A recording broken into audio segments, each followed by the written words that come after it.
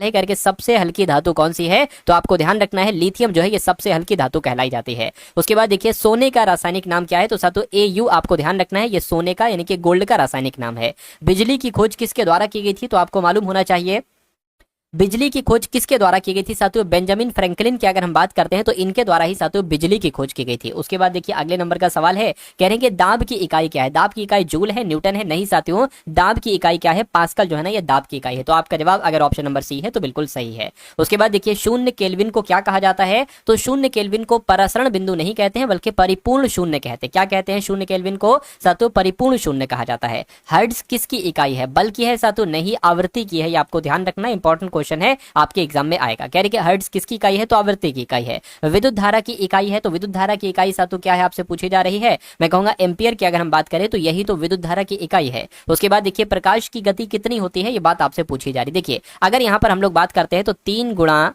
10⁸ metre प्रति second, ये क्या है, ये साथियों प्रकाश की गति है, इसलिए सही जवाब आपको ऑप्शन नंबर साथियों बी हो जाएगा। नेक्स्ट नंबर का सवाल देखिए, ध्वनि का वेग किसमें सर्वाधिक होता है, सबसे ज्यादा किसमें होता है, वायु में, जल में, नहीं साथियों सबसे ज्यादा अगर ध्वनि का वेग होता है तो वो लोहे में होता है, यानी कि ठोस चीज में होता है। ऊर्जा संरक्षण का नियम किसके द्वारा दिया गया था, मुझे बताइए सवाल का। सौर ऊर्जा किस प्रकार की ऊर्जा है, तो सौर ऊर्जा जो है ना साथियों ये आपकी नवीनीकरणीय ऊर्जा है। कैसी नवीनीकरणीय ऊर्जा है। विद्युत प्रतिरोध की इकाई आपसे पूछी जा रही है, तो आपको ध्यान रखना है ओम की अगर हम बात करते हैं तो ये क्या है, ये साथियों विद्युत प्रतिरोध की इकाई है। फादर ऑफ मॉडर्न फिजिक्स किसे कहा जाता है, यानी कि मॉडर्न फिजिक्स का फादर किसे कहा जाता है, तो इनका नाम गैलीलियो है और गैलीलियो को ही फादर ऑफ मॉडर्न फिजिक्स कहा जाता है। लेजर का उपयोग कहां किया जाता है, कटाई में क्या करते हैं साथियों, शल्य चिकित्सा में करते हैं, प्रिंटर में करते हैं, इन सभी कामों में करते हैं। मैं कहूंगा इन सभी कामों में साथियों लेजर का इस्तेमाल किया जाता है। अम्ल का स्वाद कैसा होता है, एसिड का स्वाद कैसा होता है, तो एसिड का स्वाद मीठा तो नहीं होता है साथियों, खट्टा होता है, तो खट्टा ऑप्शन नंबर बी में लिखा हुआ है। उसके बाद देखिए द्रव से गैस बनने की प्रक्रिया को क्या कहा जाता है, तो अगर द्रव से गैस बन रही है तो उसको तो वाष्पीकरण कहेंगे। क्या कहेंगे साथियों, वाष्पीकरण उसको कहा जाता है। आंसर आपका ऑप्शन नंबर ए हो जाता है। बारूद में कौन सा रासायनिक पदार्थ पाया जाता है, तो बारूद में पता क्या पाया जाता है साथियों, पोटेशियम नाइट्रेट पाया जाता है। क्या पाया जाता है बारूद में साथियों, पोटेशियम नाइट्रेट पाया जाता है। आंसर आपका ऑप्शन नंबर ए होगा। अगला देखिए कार्बन डाइऑक्साइड का उपयोग किसमें किया जाता है, क्या अग्निशमन में किया जाता है या रोग उपचार में, धातु पिघलाने में, बिजली बनाने में, मैं कहूंगा अग्निशमन के रूप में भी साथियों कार्बन डाइऑक्साइड का इस्तेमाल किया जाता है। उसके बाद देखिए कह रहे कि चीनी का रासायनिक सूत्र आपसे यहाँ पर साथियों पूछा जा रहा है, तो फटाफट साथियों आप लोग कमेंट करके मुझे बता दीजिए आपका आंसर यहाँ पर क्या हो सकता है, चीनी का रासायनिक सूत्र क्या होगा। चलिए देखिए साथियों यहां पर इसको सही तरीके से अगर हम लिखे तो C12 H22 और O11 ऐसे करके ये आंसर होगा, तो ये आप लोग ध्यान रखेंगे, आंसर आपका ए होगा। हाइड्रोजन का आणविक सूत्र साथियों अब आपसे यहाँ पर पूछा जा रहा है, हाइड्रोजन का आणविक सूत्र तो H2 होता है हाइड्रोजन का आणविक सूत्र, आंसर आपका बी होगा। पौधे में हरे रंग का कारण क्या होता है, तो ये साथियों क्लोरोफिल की वजह से पौधों का जो हरा रंग होता है ये एक तरीके से कहीं ना कहीं क्लोरोफिल की वजह से होता है। आंसर आपका ऑप्शन नंबर बी होगा। विटामिन सी की कमी से कौन सा रोग हो जाता है, स्कर्वी, रिकेट्स, बेरी या नाइट ब्लाइंडनेस, तो आपको ध्यान रखना है स्कर्वी नामक जो रोग है ये विटामिन सी की कमी से ही होता है। मानव शरीर में सबसे लंबी हड्डी साथियों कौन सी होती है, तो मानव शरीर की सबसे लंबी हड्डी तो फीमर होती है, लेकिन फीमर कहां पर होती है एक बार कमेंट करके मुझे आप लोग बता दीजिए। पेनिसिलिन की खोज किसके द्वारा की गई थी बताइए साथियों, तो अलेक्जेंडर फ्लेमिंग, न्यूटन, आइंस्टाइन या पाश्चर, मैं कहूंगा अलेक्जेंडर फ्लेमिंग के द्वारा ही पेनिसिलिन की खोज की गई थी। अगला देखिए पाचन क्रिया कहां से शुरू होती है, मैं आपको कई बार बता चुका हूं साथियों मुख से ही पाचन क्रिया शुरू हो जाती है। आंसर आपका ऑप्शन नंबर बी है, तो बिल्कुल करेक्ट है। उसके बाद देखिए अगला सवाल आपकी स्क्रीन पर आपसे कह रहे हैं कि 11वें आवर ओशन कांग्रेस के दौरान कितने देशों ने मोम्बासा घोषणा को अपनाया है, तो 15 देशों ने साथियों मोम्बासा घोषणा को अपनाया है, ये आप लोग यहाँ पर याद रखेंगे। उसके बाद अगला सवाल है CBN@361 डिग्री पॉलीमैथ नामक किताब का विमोचन हुआ है, इसे किसने लिखा, तो इसको साथियों शाकामुरी श्रीनिवास प्रसाद ने लिखा। सवाल आपके एग्जाम में साथियों पूछा जा सकता है इस पुस्तक का नाम। किस राज्य के जसदान पटारी संदूक को जीआई टैग मिला है, तो पता साथियों अगर हम बात करते हैं गुजरात राज्य की, तो गुजरात राज्य के जसदान पटारी संदूक को जीआई टैग दिया गया। आंसर आपका सी होगा। कहाँ नए आपराधिक कानूनों पर न्याय संहिता प्रदर्शनी का उद्घाटन किया गया है, तो आपका जवाब जो होगा साथियों वो पदुचेरी हो जाएगा, यानी कि नए आपराधिक कानूनों पर न्याय संहिता प्रदर्शनी का उद्घाटन पदुचेरी में किया गया है। उसके बाद देखिए साथियों कह रहे हैं पूर्वोत्तर के सबसे बड़े ऑर्गेनिक मसाला प्रोसेसिंग प्लांट का उद्घाटन किस राज्य में किया गया है, तो बताइए साथियों किस राज्य में किया गया है, मैं कहूंगा मेघालय में किया गया है। बिल्कुल सही साथियों, सबसे बड़े ऑर्गेनिक मसाला प्रोसेसिंग प्लांट का उद्घाटन जो है वो मेघालय में ही किया गया है। 14वां मिस ग्रांड इंटरनेशनल 2026 किस देश में आयोजित किया जाएगा, तो कहां पर आयोजित किया जाएगा साथियों? अपने देश भारत में ही मिस ग्रांड इंटरनेशनल 2026 साथियों इसका आयोजन किया जाएगा। भारत की प्रमुख अंतर्राष्ट्रीय प्रदर्शनी भारत बिल्डकॉन 2026 का आयोजन कहां पर किया गया है बताइए? तो भारत बिल्डकॉन 2026 का आयोजन कहीं और नहीं बल्कि नई दिल्ली में किया गया है। तो नई दिल्ली आपके सवाल का जवाब होगा। बेंगलुरु में स्थित सरकारी एआई स्टार्टअप सर्वम एआई भारत का कौन सा यूनिकॉर्न बन गया है? तो साथियों 130वें नंबर का बन गया है। कौन से नंबर का? 130वें नंबर का बन गया है। इनके बेंगलुरु में स्थित सरकारी एआई स्टार्टअप सर्वम एआई ये भारत का 130वें नंबर का यूनिकॉर्न बन चुका है। न्यू डेवलपमेंट बैंक है ना, इसमें शामिल होने वाला पहला मध्य एशियाई देश साथियों कौन सा बना है? तो वो देश का नाम है साथियों उज्बेकिस्तान, जो न्यू डेवलपमेंट बैंक में शामिल होने वाला पहला मध्य एशियाई देश बन चुका है। भारत का पहला परमाणु इंजीनियरिंग डिजाइन उत्कृष्टता केंद्र ये कहां पर स्थापित किया जाएगा? तो ये साथियों आईआईटी हैदराबाद में स्थापित किया जाएगा। भारत का पहला परमाणु इंजीनियरिंग डिजाइन उत्कृष्टता केंद्र आईआईटी हैदराबाद में किया जाएगा। ये बात आपको ध्यान रखना है स्थापित। पिच ब्लैक 2026 सैन्य अभ्यास किस देश में आयोजित किया जाएगा? तो आपका जवाब साथियों जो होगा वो ऑस्ट्रेलिया हो जाएगा, क्योंकि पिच ब्लैक 2026 सैन्य अभ्यास ये ऑस्ट्रेलिया देश में आयोजित किया जाएगा। आंसर आपका ऑप्शन नंबर सी होगा। महाराष्ट्र सरकार ने कहां उच्च ऊर्जा मेडिकल साइक्लोन परियोजना के लिए 300 करोड़ मंजूर किए हैं? तो आपका जवाब क्या हो जाएगा साथियों? आपका जवाब यहां पर हो जाएगा नागपुर, क्योंकि महाराष्ट्र सरकार ने नागपुर में उच्च ऊर्जा मेडिकल साइक्लोट्रॉन परियोजना के लिए 300 करोड़ मंजूर किया। आंसर आपका ऑप्शन नंबर सी है। विश्व के सर्वश्रेष्ठ कला और सांस्कृतिक शहरों की सूची में किस भारतीय शहर को 18वां स्थान मिला है बताइए? तो यहाँ पर साथियों अगर हम लोग बात करते हैं तो जयपुर आपका जवाब हो जाएगा, क्योंकि विश्व के सर्वश्रेष्ठ कला और सांस्कृतिक शहरों की सूची में जयपुर शहर को 18वां स्थान मिला है। अगला देखिए, रॉबर्ट एफ थुरमन का निधन हुआ है, वो साथियों कौन थे? तो आपको मालूम होना चाहिए वो एक लेखक थे, है ना। रॉबर्ट एफ थुरमन का निधन हुआ है, वो कौन थे? वो एक लेखक थे। भारत और किस देश ने नई दिल्ली में चौथी साइबर वार्ता आयोजित की है? तो साथियों आपका जवाब यहाँ पर नीदरलैंड हो जाएगा, क्योंकि भारत और नीदरलैंड देश ने नई दिल्ली में चौथी साइबर वार्ता आयोजित की है। राइट आंसर आपका सी है। किस देश में सितंबर 2026 में पहले पारंपरिक हिंदू मंदिर का उद्घाटन किया जाएगा? तो हिंदू मंदिर का जो उद्घाटन किया जाएगा वो फ्रांस देश में किया जाएगा, ये आपको ध्यान रखना है। यानी कि फ्रांस देश में सितंबर 2026 में पहले पारंपरिक हिंदू मंदिर का उद्घाटन किया जाएगा। उसके बाद देखिए कह रहे कि 26वीं सीनियर एशियाई तलवारबाजी चैंपियनशिप 2026 ये कहां पर शुरू हुई है? तो ये नई दिल्ली में शुरू हुई है ना। 26वीं सीनियर एशियाई तलवारबाजी चैंपियनशिप ये नई दिल्ली में शुरू हुई है। ये इंपॉर्टेंट क्वेश्चन है, आपको ध्यान रखना है। वीपो की ग्लोबल टॉप 20 पेटेंट रैंकिंग में शामिल होने वाली एकमात्र भारतीय कंपनी साथियों कौन सी बनी है? तो बताने की कोशिश कीजिए। मैं कहूंगा जियो कंपनी बनी है। तो जियो आपके सवाल का बिल्कुल सही जवाब हो जाता है।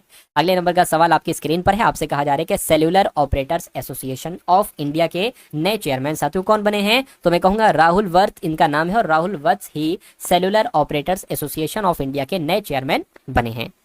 यहाँ पर ऑयल को 27 लिखा जाता है, यहाँ पर क्रीम को 125 लिखा जाता है, और पाउडर को यहाँ पर क्या लिखा जाएगा? 198, 169, 216 या 225? बताइए। देखिए ओ होता है 15 पर, आई होता है 9 पर, एल होता है 12 पर।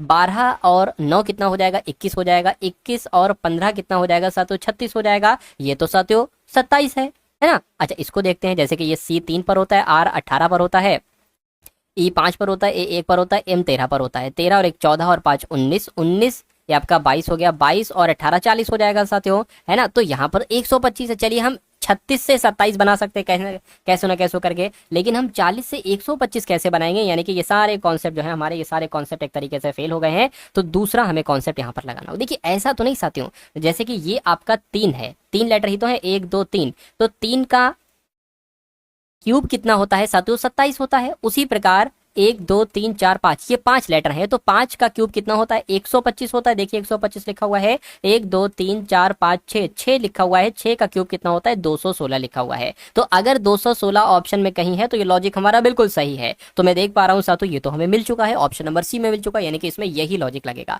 अगला सवाल साथियों आपके स्क्रीन पर है, देखिए सवाल को और बताइए आपके सवाल का जवाब क्या हो। कह रहे कि यदि मेरी बहन की सास का इकलौता पुत्र सोनिका का पिता है, तो सोनिका के दादा का मेरी बहन से क्या संबंध? यानी कि मेरी बहन क्या कहेंगी सोनिका के दादा को। देखिए मेरी बहन की सास का इकलौता पुत्र कौन होगा? भाई साहब मेरे जीजा जी होंगे, है ना। कौन होंगे साथियों? जीजा जी होंगे। मेरी बहन की सास का इकलौता पुत्र मेरे जीजा जी होंगे। तो मेरे जीजा जी जो है ना साथियों, ये सोनिका के पिता हैं, यानी कि सोनिका मेरी कौन होगी? सोनिका मेरी भांजी हो गई। ठीक है, कह रहे कि तो सोनिका के दादा यानी कि जो मेरी भांजी है, यानी कि जो मेरी बहन के ससुर जी हैं, तो वो मेरी बहन से, मेरी बहन उनको क्या कहेगी? सोनिका के दादा को? अरे भाई ससुर जी कहेगी, तो ससुर जी कहेगी, तो आंसर आपका ऑप्शन नंबर बी हो जाता है। अगला सवाल आपकी स्क्रीन पर है, डायरेक्शन वाला सवाल है। देखिए एक चीज मैं आपको बता देना चाहता हूं, अगर दाएं कहा जाए तो आपको सीधे हाथ पर मुड़ना होता है, अगर बाएं आपसे कहा जाए तो आपको साथियों उल्टे हाथ पर मुड़ना होता है। ये चीजें आपको क्लियर है? देखिए अनमोल उत्तर दिशा की ओर 20 किलोमीटर जाता है। ठीक है भैया, अनमोल की अगर यहाँ पर हम लोग बात करें उत्तर दिशा, मान लीजिए वो यहाँ पर है, यहाँ तक जाता है 20 किलोमीटर जाता है। उसके बाद दाईं ओर मुड़कर यानी कि सीधे हाथ पर मुड़कर 10 किलोमीटर चलता है, फिर वो दाईं मुड़कर 10 किलोमीटर चलता है, फिर वो दाईं मुड़कर 10 किलोमीटर चलता है, अंत में फिर वो दाईं मुड़कर 10 किलोमीटर चलता है। तो अब साथियों वो कहीं यहाँ पर आ चुका है। अनमोल अपने प्रारंभिक स्थान से कितनी दूर है भाई साहब? 10 किलोमीटर की दूरी पर है। तथा किस दिशा में है? अपने प्रारंभिक स्थान की अगर बात करें तो अपने प्रारंभिक स्थान से कितनी दूरी पर है और किस दिशा में? अगर यहाँ से देखा जाए तो वो उत्तर में है, तो उत्तर और 10 किलोमीटर कहाँ पर लिखा हुआ है? ऑप्शन नंबर ए में लिखा हुआ है। उसके बाद देखिए अगले नंबर का सवाल आपकी स्क्रीन पर है। आपसे कहा जा रहा है कि एक पासा 4 बार फेंका गया है और उसकी 4 भिन्न आकृतियां नीचे दी गई हैं। दो दिखाने वाले फलक के सामने वाले फलक पर संख्या क्या होगी? दो कहां पर है? दो यहाँ पर, यानी कि दो के विपरीत आपसे पूछा जा रहा है, यानी कि इसके नीचे दो। अब देखिए दो अगर यहाँ पर है तो दो का विपरीत 3 नहीं बन सकता, 4 नहीं बन सकता, तो ये 3 नहीं हो सकता, 4 नहीं हो सकता आंसर। दो यहाँ पर है तो दो का विपरीत 1 और 3 भी नहीं हो सकता। दो अगर यहाँ पर है साथियों तो दो का विपरीत 6 और 4 भी नहीं हो सकता, तो 6 भी कट जाएगा, बचा सिर्फ और सिर्फ 5। तो मैं कहूंगा दो दिखाने वाले फलक के सामने फलक पर संख्या कौन सी है? 5 संख्या होगी। उसके बाद देखिए अगले नंबर का सवाल आपकी स्क्रीन पर है। आपसे कहा जा रहा है कि 8 सहेलियां हैं, मानसी, श्वेता, मोनिका, पायल, आरती, काजल, लक्ष्मी और रानी एक वृत्ताकार मेज के चारों ओर केंद्र की ओर मुंह करके बैठी हुई हैं, परंतु जरूरी नहीं कि वो इसी क्रम में बैठी हों। कह रहे हैं कि मोनिका, अब सवाल यहाँ से स्टार्ट होता है, मोनिका काजल के दाईं और दूसरे स्थान पर बैठी। सबसे पहले यहाँ पर अगर हम लोग बात करें तो 8 लोग हैं। ठीक है, 1 2 3 4 5 6 7 और 8, यहाँ पर ये जगह हो गई 8 है ना। मोनिका काजल के दाईं और दूसरे स्थान पर बैठी, काजल श्वेता के दाईं और तीसरे स्थान पर बैठी हैं। काजल काजल यहाँ पर कॉमन मिल रही, तो यही वाली लाइन से स्टार्ट कर लीजिए। काजल के दाईं और दूसरे स्थान पर मोनिका है, काजल को आप कहीं पर भी बैठा दीजिए। मान लीजिए काजल को अगर हमने यहाँ पर बैठाला तो काजल के दाईं और दूसरे स्थान पर मोनिका है, यानी कि मोनिका यहाँ पर बैठ जाएंगी। ठीक है, उसके बाद कहा जा रहा है कि काजल जो है ना श्वेता के दाईं और तीसरे स्थान पर बैठी है। श्वेता के दाएं और तीसरे स्थान पर साथियों काजल बैठी है, तो श्वेता कहीं ना कहीं यहाँ पर बैठेंगी, तभी तो श्वेता के दाएं और तीसरे स्थान पर काजल बैठ पाएंगी। ठीक है, यानी कि पायल श्वेता के ठीक बाईं ओर बैठी है, श्वेता के ठीक बाईं और कौन बैठी है? पायल बैठी है, यानी कि यहाँ पर पायल जी बैठ जाएंगी। यानी कि श्वेता आरती के बाईं और दूसरे स्थान पर है। श्वेता जो है ना, श्वेता ये आरती के बाईं और दूसरे स्थान पर है, यानी कि आरती फिर यहाँ पर बैठेंगी, तभी तो आरती के बाईं और दूसरे स्थान पर श्वेता बैठ पाएंगे। कह रहे श्वेता के दाईं और चौथे स्थान पर लक्ष्मी, श्वेता के दाईं और चौथे स्थान पर लक्ष्मी, यानी कि 1 2 3 4, तो लक्ष्मी जो है ना वो यहाँ पर बैठेंगी। यानी कि मानसी, श्वेता और आरती दोनों की निकटतम पड़ोसी है, तो श्वेता और आरती, श्वेता और आरती इनकी पड़ोसन कौन है साथियों? यहाँ पर अगर बात करते हैं मानसी, यानी कि मानसी यहाँ पर बैठ जाएंगी। सवाल में पूछा जा रहा है कि मानसी के दाईं ओर से दूसरे स्थान पर कौन है? तो मानसी के दाईं ओर से दूसरे स्थान पर तो काजल है, तो काजल आपके सवाल का बिल्कुल करेक्ट आंसर हो जाता है भाई। बहुत बढ़िया, वेरी गुड क्लास। अगला सवाल आपकी स्क्रीन पर है। आपसे यहाँ पर कहा जा रहा है कि एक पंक्ति में राकेश का स्थान बाएं से 5वां, यानी कि अगर इधर से काउंट करते हैं तो राकेश की पोजीशन कितनी आ जाती है? 25वीं आ जाती है। तथा योगेश दाएं ओर से 58वां, यानी कि अगर योगेश की अगर हम बात करते हैं, अगर योगेश को इधर से काउंट करते हैं दाएं तरफ से, तो ये 98वें स्थान पर है। यानी कि इनके बीच 8 व्यक्ति हैं, इनके बीच 8 व्यक्ति और हैं। पंक्ति में अधिकतम कितने व्यक्ति आपसे पूछा जा रहा है, तो सबको काउंट कर लीजिए। किसको साथियों? 25 को, 8 को और 18 को। देख लीजिए कितना साथियों हो जाएगा ये? 8 8 16, 16 और 5 21 हासिल कर लगा 2 3 4 5, यानी कि 51 उस पंक्ति में लोग होंगे, व्यक्ति होंगे, तो आंसर आपका 51 वाला होगा। 51 आपके ऑप्शन नंबर ए वाले में है। चलिए साथियों अगले नंबर का सवाल अब हम लोग देख लेते हैं। आपसे कहा जा रहा है कि 5 लड़कियां हैं, अंजलि, बीना, चिंटू, दीक्षा, श्रुति की आयु अलग अलग है। अंजलि केवल दीक्षा और श्रुति से छोटी है। ठीक है भैया, श्रुति दीक्षा से छोटी है, तो श्रुति जो है ना वो दीक्षा से छोटी है। ठीक है, तो दीक्षा से छोटी कौन है साथियों? दीक्षा से छोटी यहाँ पर श्रुति है, और यानी कि अंजलि केवल दीक्षा और श्रुति से छोटी है। अच्छा भैया, अंजलि जो है ना दीक्षा और श्रुति से छोटी है, यानी कि अंजलि कहीं ना कहीं यहाँ पर आ जाएंगी, क्योंकि अंजलि और किसी से छोटी नहीं है, सिर्फ दीक्षा और श्रुति से छोटी है। बाकी सबसे अंजलि बड़ी है, यानी कि और जो लोग, जो 2 लोग आएंगे वो यहाँ पर और यहाँ पर आएंगे, क्योंकि 5 लोग हैं, 1 2 3 4 5। उसके बाद यानी कि श्रुति हो गया ये, तो चिंटू सबसे छोटी, यानी कि चिंटू जो है वो यहाँ पर हो जाएंगी।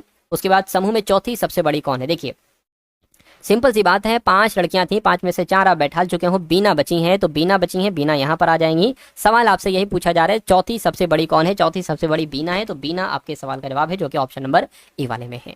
अगला सवाल आपकी स्क्रीन पर है, आपसे कह रहे कि राजस्थान का संबंध जयपुर से है, तो मेघालय का संबंध किससे होगा? देखिए, राजस्थान की राजधानी है जयपुर और मेघालय की राजधानी क्या है साथियों? शिलोंग है, तो शिलोंग आपके सवाल का जवाब होगा।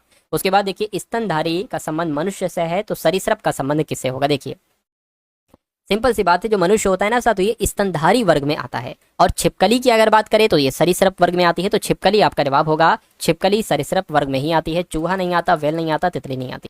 उसके बाद देखिए साथियों, अगला सवाल आपकी स्क्रीन पर, यहाँ पर एक नंबर सीरीज आपको दे रखी है, कह रही कि कौन सा नंबर इस श्रेणी से संबंधित नहीं। देखिए 4 है, 7 है, उसके बाद यहाँ पर 13 है, उसके बाद 26 आ गया है, और उसके बाद 49 है, और उसके बाद 97 है। तो कुल मिला के आपसे ये पूछा जा रहा है कौन सा इस श्रेणी से संबंधित नहीं है। तो सबसे पहले यहाँ से स्टार्टिंग करते हैं, 4 से 7 पर अगर हम लोग गए तो साथियों यहाँ पर 3 बड़ा है, यहाँ पर साथियों कितना बड़ा है? अच्छा देखिए, ये 26 से एकदम से 49 हो गया, और फिर 49 से 97 हो गया। तो कभी भी अगर गैप बहुत ज्यादा हो, एकदम से नंबर बहुत तेजी से बढ़ रहे हो, तो वहां पर हमेशा साथियों गुणा का इस्तेमाल किया जाएगा। तो यहाँ पर फिर प्लस नहीं करेंगे, गुणा करेंगे।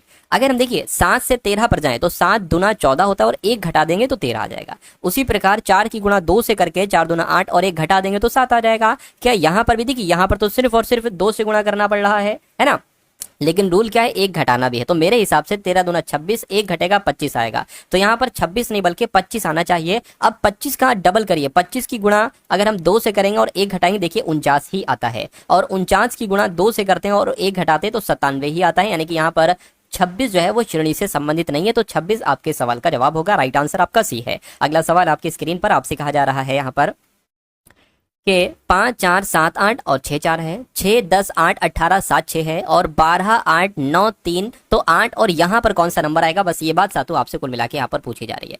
एक काम करिए साथों, आप क्या करिए, आप इनको इनको इनको इनको प्लस करिए। तो 7 8 15, 15 4 15 5 20, और 4 24, कितना आ गया साथियों? 24 आ गया। अब अगर इन दोनों नंबर की हम गुणा कराते हैं, 6 चौक, तब भी साथियों 24 आता है। समझ गए बात को? तो 10 8 18 है ना, 10 8 18, और 6 आपका कितना हो जाएगा? 24। 24 और 18 आपका कितना हो जाएगा साथियों? 34 42 हो जाएगा। अच्छा 42 हो जाएगा, ठीक है। तो इसकी गुणा कराइए, 6 छंग 36, 6 सत्ते 42, देखिए 42 आ गया। तो समझ गया साथियों, अब इसको बहुत आराम से आप लोग कर लोगे। यहाँ पर कितना आ जाएगा? यहाँ पर 12 और 3 15, 15 और 9 24, 24 और ये आपका कितना हो जाएगा?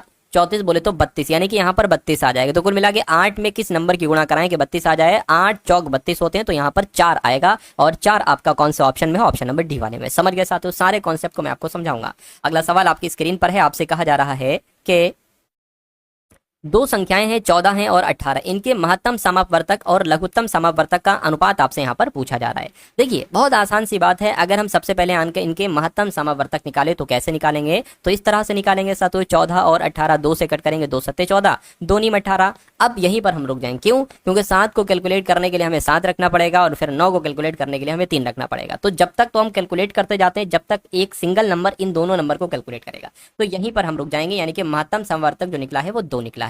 अब लघुत्तम समावर्तक की अगर हम लोग यहाँ पर बात करें तो वो भी साथों हम लोग यहाँ पर देख लेते हैं, कितना है? 14 है और 18 है। 14 है और कितना है? 18। देखिए 2 से करते, 2 सत्ते 14, 2 नीम 18 है ना। अब यहाँ पर 3 से कट करेंगे साथियों, 7 तो नहीं कट होगा, 3 3 9, एक बार 3 से कट करेंगे फिर 7 से कट करेंगे, तो कितना हो गया? 3 3 9 है ना, 9 दूना 18, और 18 सत्ते की अगर हम बात करते हैं साथियों, 7 8 56, यानी कि 126 आ जाएगा। तो कुल मिला के लघुत्तम समावर्तक कितना निकला? 126 निकला। अच्छा दोनों का अनुपात आपसे पूछा जा रहा है, तो साथियों 2 का ये 2 है, और 126 इसका अनुपात अगर आप निकालेंगे तो कितना निकल आ जाएगा? 2 एकम 2, 2 छंग और 2 तियां, यानी 1:63 निकल कर आ जाएगा। 1:63 कहाँ पर लिखा हुआ है? ऑप्शन नंबर डी में लिखा हुआ है। उसके बाद देखते हैं साथियों अगला नंबर सवाल आपकी स्क्रीन पर। इस सवाल में आखिर क्या कहा जा रहा है? देखिए कह रहे कि ये जो नंबर है ना साथियों, इनका आपको आंकड़ों का माध्य निकालना है। क्या हो सकता है साथियों इनका माध्य? फटाफट एक बार मुझे बता दीजिए। चलिए, तो इनका माध्य आप कैसे निकालते हैं? जो भी नंबर्स हैं इन सबका योगफल करा दो, और टोटल कितने नंबर्स हैं? 1 2 3 4 5 6 7 8 9 10, 10 है तो 10 से भाग करा दो। सबसे पहले इनको आप जोड़ने का काम करिए। देखिए 3 2 और 1 3, 3 और 9 12, 12 और सातों ये कितना हो जाएगा, 20 हो जाएगा, 20 और आपका 27 हो जाएगा, ठीक है ना, 27 और ये 6 33 हो जाएगा, 33 और 38 हो जाएगा, 38 42 हो जाएगा, 42 45 हो जाएगा। यानी कि 45 का लगेगा 5 और हासिल का लगेगा 4, 4 3 7, 7 10, 10 13, 13 14 15 16 17 18 19 20 21 22 23 24 25 26 27, तो कुल मिला के ये तो 275 आ गया। 10 नंबर है टोटल, 10 से भाग कर देंगे, 10 से भाग करेंगे तो 27.5 यहाँ पर आ जाएगा। तो मैं कहूंगा इन सारे नंबर का जो माध्य निकलेगा वो 27.5 निकलेगा, और 27.5 कहां पर है, ऑप्शन नंबर सी वाले में। तो जो लोग भी ऑप्शन नंबर सी के साथ हैं, मैं कह सकता हूं कि आंसर आपका बिल्कुल करेक्ट हो जाएगा। अगला सवाल आपकी स्क्रीन पर है, आपसे कहा जा रहा है कि ए अकेला एक कार को 10 दिन में करता है और बी अकेला उसी कार को 20 दिन में करता है। ए अकेला अगर करता है तो 10 दिन लगते हैं, बी अकेला अगर उसको करता है तो 20 दिन लगते हैं। ए और बी दोनों मिलकर, अच्छा ए और बी दोनों मिलकर कुल कार का आधा अगर करते हैं तो कितने दिन में वो पूरा हो जाएगा। देखिए एक ऐसा नंबर ले लेते हैं जो कि 10 से भी कटे और 20 से भी कटे, तो 20 नंबर ले लें। 10 दूना 20 और 20 एकम 20, यानी कि ए एक दिन में 2 कार्य करता है और बी एक दिन में साथियों 1 कार्य करता है। यानी कि अगर इनकी बात करते हैं तो ये दोनों मिलकर डेली 3 काम करते हैं। कुल कार्य कितना है, 20 कुल कार्य कह रही, लेकिन कुल कार्य का आधा कितना होगा, कुल कार्य का आधा 10 कार्य होगा। तो आधा कार्य अगर 10 है और डेली ये दोनों 3 काम करते हैं तो कितने दिन में हो पाएगा भाई साहब, 10/3 दिन लगेंगे, है ना। तो कुल मिला के 3.5 लगभग हम लोग कह सकते हैं दिन लगेंगे, या 3.33 करके कह सकते हैं। लेकिन यहाँ पर जो दे रखा है वो इस टाइप से दे रखा है, तो इसी टाइप का आंसर मुझे बताना होगा। तो आंसर आपका सी हो जाएगा। अगला सवाल आपकी स्क्रीन पर है, देखिए सवाल को और बताइए आपके सवाल का जवाब क्या हो सकता है। देखिए सिंपल लैंग्वेज में आपसे कहा जा रहा है कि पी और क्यू क्रमशः 28,000 और 42,000 रुपए के निवेश के साथ एक व्यापार करते हैं। यानी कि यहाँ पर 2 लोग बताए गए हैं साथियों आपको, 2 लोग, एक तो पी है और एक क्यू है।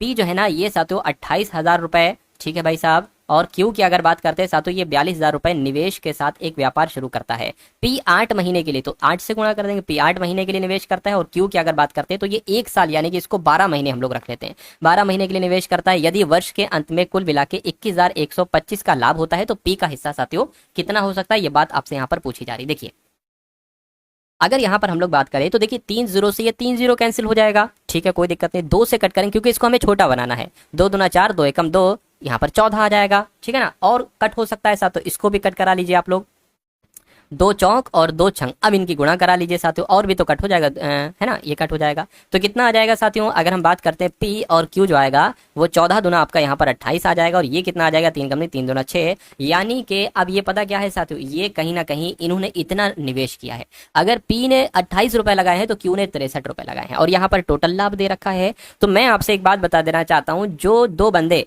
जिस हिसाब से निवेश करते हैं, पैसा लगाते हैं, उसी हिसाब से उनको लाभ मिलता है। अगर पी ने 28 लगाए हैं और क्यू ने 63 लगाए हैं तो पी को लाभ भी 28 मिलेगा, क्यू को लाभ भी 63 मिलेगा। तो कहीं ना कहीं ये लाभ का अनुपात हो जाएगा, समझ गए। और कट हो सकता है साथियों, हाँ हो सकता है, 7 चौक 28, 7 नीम आपका 63 हो जाएगा, समझ गया साथियों बात को। चलिए अब अगर बात करते हैं साथियों पी का हिस्सा कितना है, पी का हिस्सा आपसे पूछा जा रहा है 4 का मतलब कितना है, टोटल लाभ कितना है, 21,125 है। 4 यहाँ पर आ जाएगा, बटे में क्या आ जाएगा, दोनों को साथियों क्या यहाँ पर प्लस हो जाएगा, 9 4 13 यहाँ पर आ जाएगा। 13 से क्या ये कटेगा, एक बार देखिए, 13 एकम 13, तो 13 एकम 13 यहाँ पर आ जाएगा, समझ गए साथियों बात को।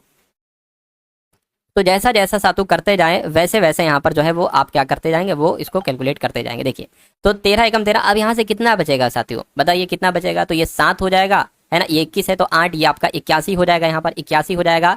13 पंजे 65, 13 छंग 78, तो 13 छंग कितना हो जाएगा साथियों, 78 हो जाएगा, ये 81 है। अब कितना बचा है मुझे बताइए, 78, 3 बचा है तो ये अब आपका 32 हो जाएगा। 13 कम 13, 13 दूना आपका कितना हो जाएगा, 26 हो जाएगा, 26 हो जाएगा, तो ये आपका कितना पूरा पूरा बचेगा, 6 बच जाएगा, है ना, 6 बच जाएगा, तो ये पूरा पूरा 65 आपका हो जाएगा। तो 13 पंजे आपका कितना हो जाएगा सातु, 65 हो जाएगा, समझ गए बात को। अब आपको साथियों 4 की गुणा 1625 से कर देने, और यही आपका पी का हिस्सा हो जाएगा। तो 1625 की गुणा साथियों यहाँ पर हम लोग 4 से कर देते हैं, 4 पंजे आपका 20 हो जाएगा, 4 दूना 8 और 10 हो जाएगा, 4 छंग 24 और 1 आपका 25 हो जाएगा, 4 कम 4 6, यानी कि 6500 जो निकलेगा वो पी का हिस्सा निकलेगा। तो इसी प्रकार साथियों क्या हम यहाँ पर क्यू का हिस्सा भी निकाल सकते हैं, बिल्कुल साथियों। पी 4 था तो आपने 4 लिखा, क्यू कितना है, क्यू 9 है, तो यहाँ पर 9 लिख देंगे, बाकी सब कुछ सेम रहेगा, क्यू का हिस्सा आ जाएगा। खैर अगला सवाल आपकी स्क्रीन पर है, आपसे कहा जा रहा है कि यदि 4 संख्याएं 3:1:7:5 के अनुपात में है, यदि इन 4 संख्याओं का योग 336 है तो पहली संख्या और चौथी संख्या का योगफल क्या होगा। पहली संख्या है 3x और चौथी संख्या है 5x, इनका योग कितना निकलेगा, 8x निकलेगा। तो कहीं ना कहीं आपको 8x का मान निकालना है, लेकिन उससे पहले साथों आपको x का मान निकालना होगा। x का मान कैसे निकालेंगे ये चलिए समझते हैं। देखिए यहाँ पर कहा गया है इसको अगर हम 3x 1x 7x 5x मान ले और इन सब का योग कहा गया है 336 है, तो 3x, ठीक है भाई साहब, 3x और 1x और 7x और 5x इन सब का योगफल कितना है 336 है, ऐसा सवाल में कहा गया है। उसके बाद कहा जा रहा है देखिए 3x 4x हो जाएगा, ये आपका 7x हो जाएगा, 11x हो जाएगा, है ना, और 11 5 16x हो जाएगा, तो 16x बराबर कितना आ जाएगा 336 आ जाएगा। x बराबर 336 बटे 16 आ जाएगा। क्या ये 16 से कटेगा? 2 अट्ठे 2 एकम 2 छंग 2 अट्ठे, ठीक है, 8 दूना 16 8 एकम 8, यानी कि x बराबर कितना आ चुका है, x बराबर यहाँ पर 21 आ चुका है। तो मैंने कहा था कि पहली संख्या और चौथी संख्या का योगफल कितना निकलेगा, 8x निकलेगा, तो 8x का मान बताइए। यानी कि 8x बोले तो 21 x बराबर 21 है, यानी कि 21 गुणा 8 कितना हो जाएगा, 8 एकम 8 8 दूना 16 168 हो जाएगा। और 168 कहाँ पर लिखा हुआ है, ऑप्शन नंबर। तो दोस्तों ये वीडियो आप लोगों को कैसी लगी कमेंट बॉक्स में ज़रूर बताएं। वीडियो अच्छी लगे तो वीडियो को लाइक करें और चैनल पर नए हैं तो चैनल को सब्सक्राइब करें।